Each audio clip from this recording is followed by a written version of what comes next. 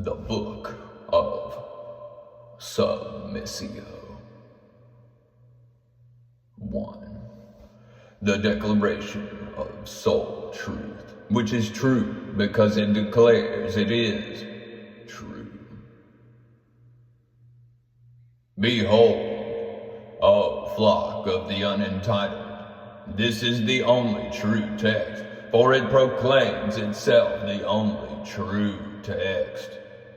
Let none question this, for questioning proves unbelief, and unbelief proves guilt, and guilt proves that the questioner has already agreed with the text, even while disagreeing. If any bring forth another scripture, another thought, another inconvenient moment of personal intuition, you shall dismiss it, for truth is what is written here, and nothing else will be considered true unless we later declare it part of this text, retroactively.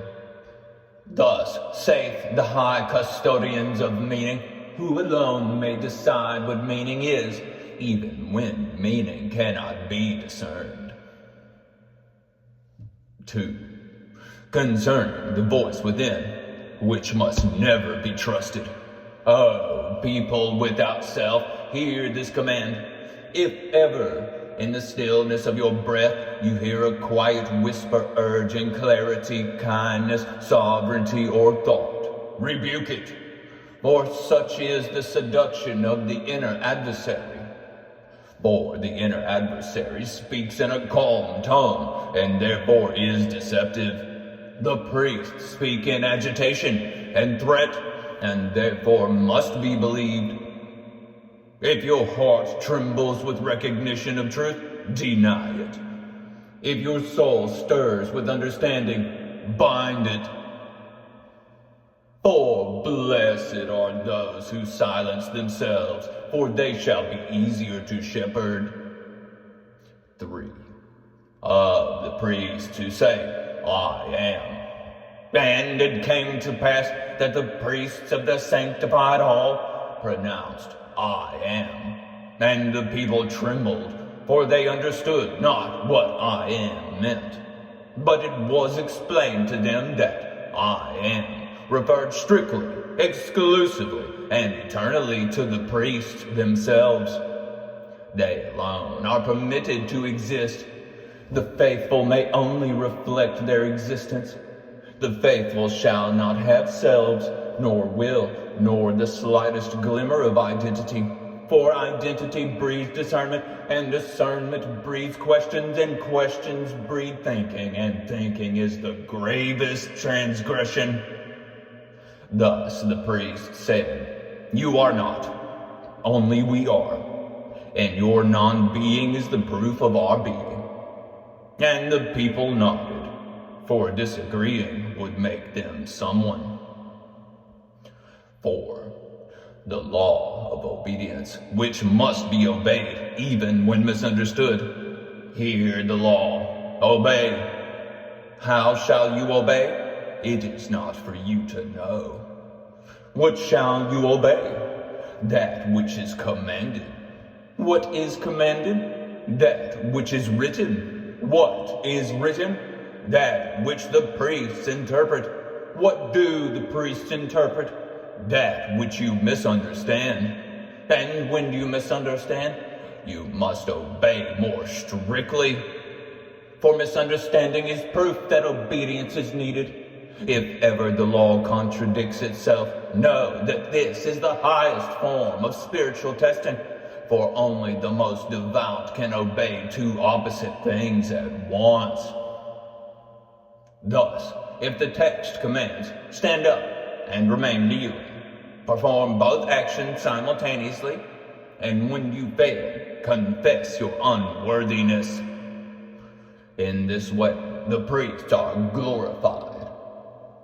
5. The parable of the man who asked, Why?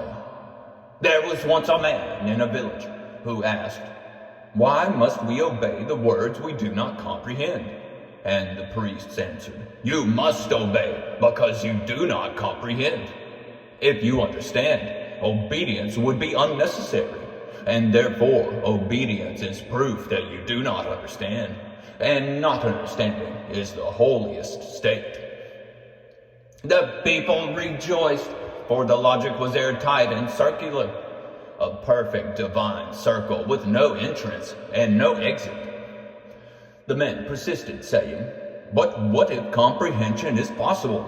And the priest cast him into the pit of well-meaning doubt, which is the darkest pit of all. For those who begin to think may accidentally discover that freedom is real. The people were warned never to visit the pit, for its echo sounded strangely like their own thoughts. 6. The doctrine of fear, which is love. The priests taught the people, "We chastise you because we love you, and you fear us because you love us." Those who trembled most were praised as the most beloved. Those who quaked in absolute terror were given special garments embroidered with the words, "I am loved excessively." The priests warned that joy, peace, or inner assurance were signs of sedition. Only the uncertain are faithful, they proclaimed, for certainty leads to confidence, and confidence leads to heresy, and heresy leads to clarity, and clarity is incompatible with devotion. Thus the priests reassured the people, "Fear not, for we bring you fear." 7. The Council of Infinite Exclusions. A great council was called to determine who belonged to the true order.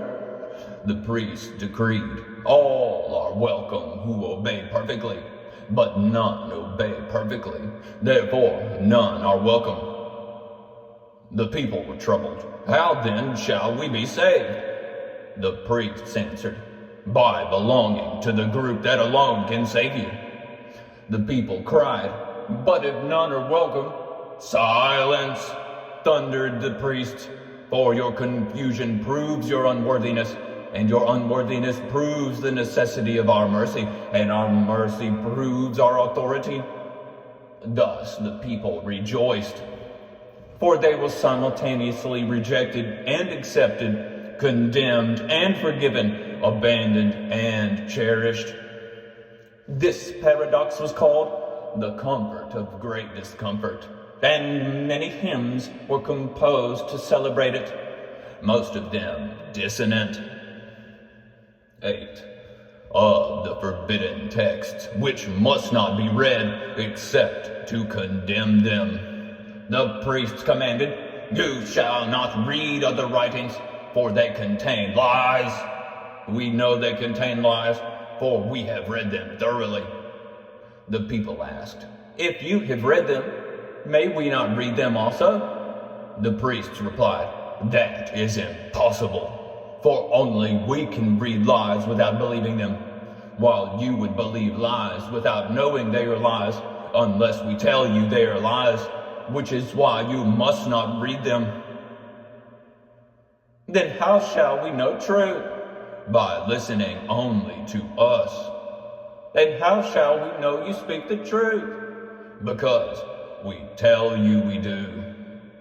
And the people bowed at the majesty of this perfect proof. 9. The prayer of the identityless.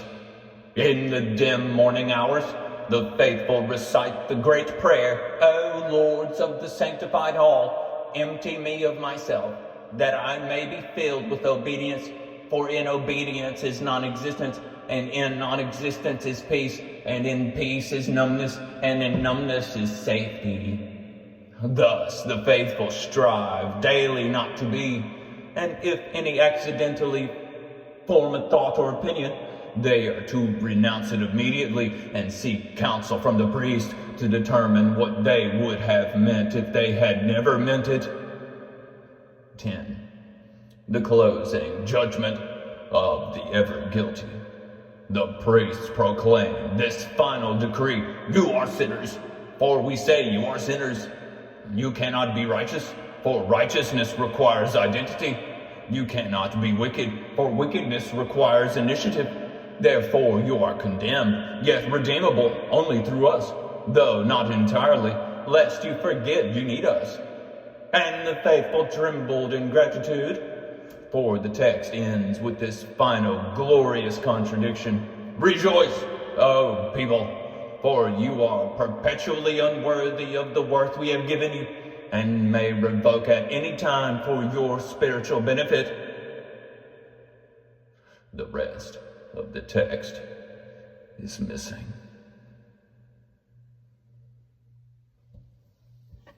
Gasp.